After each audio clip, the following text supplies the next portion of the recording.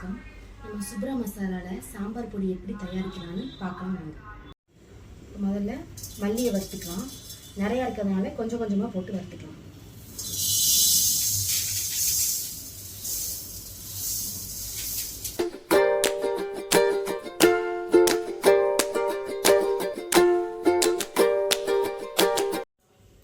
அடுத்து கடலைப்பருப்பு,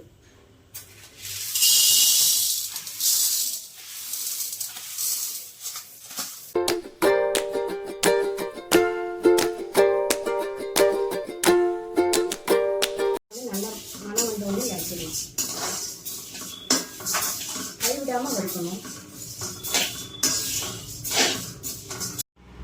இந்த அளவுக்கு வறுத்தா போதும். இப்போ கொட்டிக்கலாம்.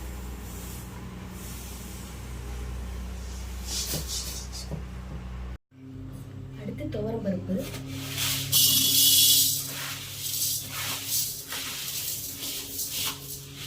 எல்லாத்தையுமே கைவிடாமல் வறுத்துக்கணும்.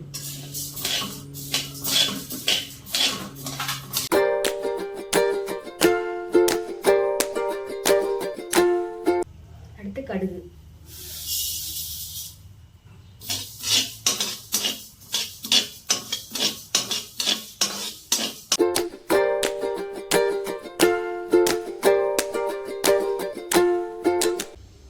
அடுத்து சீரகம் போட்டுக்கலாம்.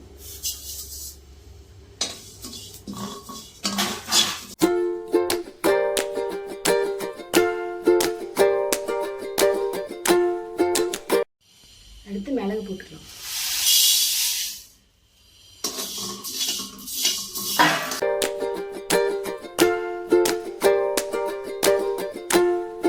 இதையும் போட்டுக்கலாம்.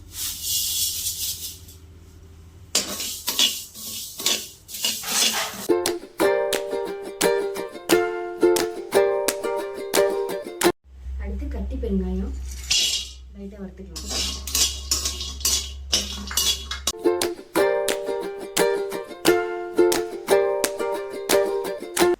சாம்பார் தேவையான பொருள் ஃபுல்லாக வறுத்தாச்சு. வத்தலை வந்து காய வச்சுருக்கோம். அதையும் இதோடு சேர்த்து போய் அரைச்சிட்டு வந்துடலாம்.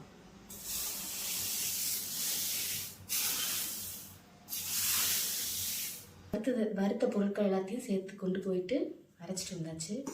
சாம்பார் பொடி வந்து நல்லா கமகமன்னு மணமாக இருக்குது. இந்த பதத்தில் அரைச்சிக்கணும்.